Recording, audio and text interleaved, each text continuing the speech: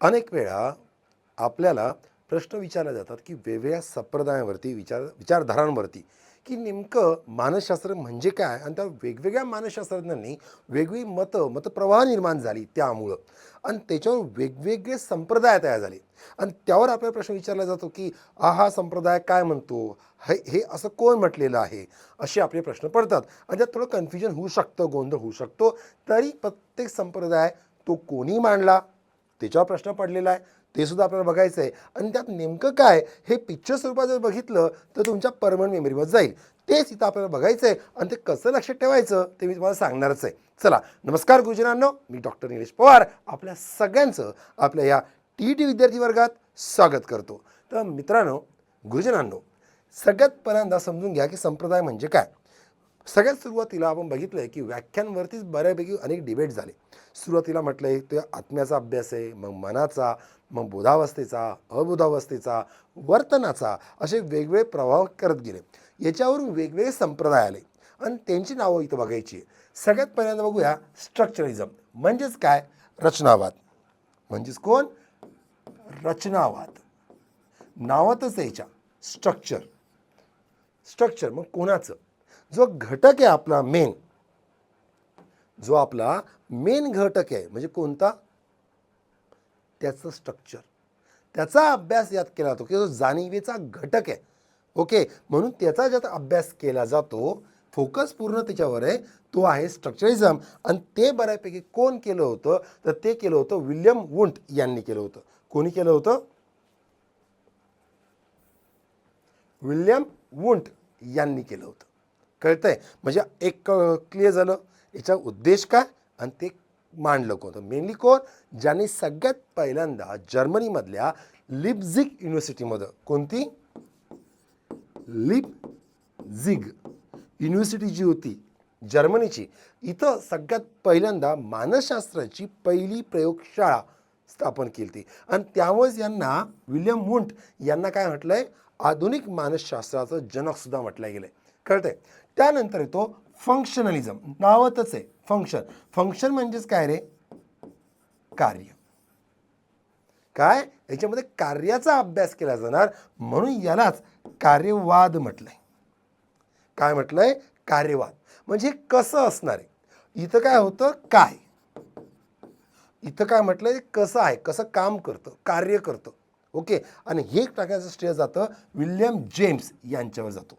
म्हणजे नेमकं हेतू कसा आहे, पर्पज काय, यानुसार हा फोकस केला आहे. म्हणजे यासाठी आपला प्रश्न क्रिएट होतो की विल्यम जेम्स यांनीच कार्यवाद म्हणजेच फंक्शनलिझमबद्दलचं सुरुवात केली आणि याच्यामध्ये कार्याचा अभ्यास केला जातो. इथं कसा अभ्यास केला जातोय? घटकाचा. ओके, इथं कार्याचा अभ्यास केला जातोय. रचना, कार्य.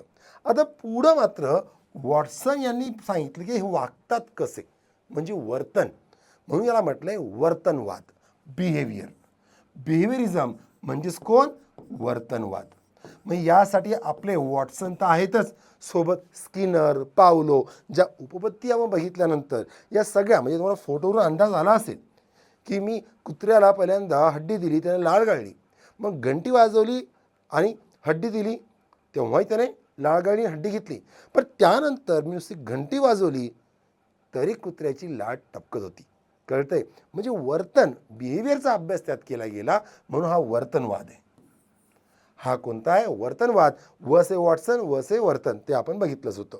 त्यानंतर आपल्याला बघायचं आहे पुढचा, तो म्हणजे गेस्टाल्ट. जो पण विचार आहे सगळे आयोगानं म्हणजे आपल्या TETच्या परीक्षेमध्ये विचारलेली आहेत बरं का. म्हणजे मी अशी उचलून नाही आणली ती. कळतंय?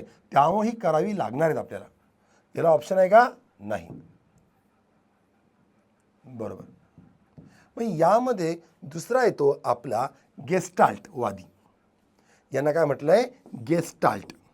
याच्यात नेहमीच मला प्रश्न दिसतो की whole is greater than sum of the parts.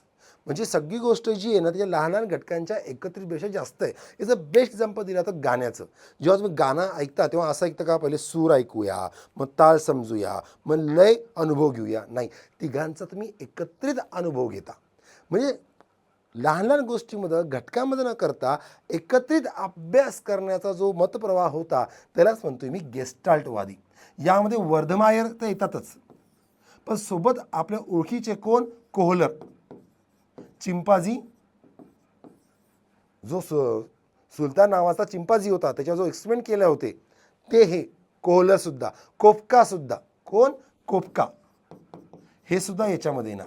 कशामध्ये, गेस्टाल्ट वाद्यामध्ये. की यांचं म्हणणं होतं की असं वेगवेगळं नाही, एकत्र मी बघणार आहे. यालाच म्हटलं the whole is greater than sum of the parts, की पूर्णत्व हे भागांच्या बेरजेपेक्षा पण जास्त आहे असं गेस्टाल्टवादी असं म्हटलं होते. आणि शेवटी आपले सिग्मंड फ्रॉइड सायको ॲनालिसिस, की यांनी म्हटलं होतं की अवचेतन म्हणजे अबोध मन जे आहे, अनकॉन्शियस माइंड जो आहे, याच्यावर त्यांनी फोकस केला होता. कोणी, सिग्मंड फ्रॉइड यांनी. मग यामध्ये दोन गोष्टी सांगितल्या होत्या. बोध कसा असणार, ईद, इगो, सुपर इगो. बघूया त्याच्यावर व्हिडिओ बघूया, नेक्स्ट व्हिडिओ तोच टाकेल वाटलंच मी, की ईद म्हणजे काय, इगो म्हणजे काय, सुपर इगो म्हणजे काय. तर यांनी असं म्हटलंय की आपलं मन दोन भाग आहे.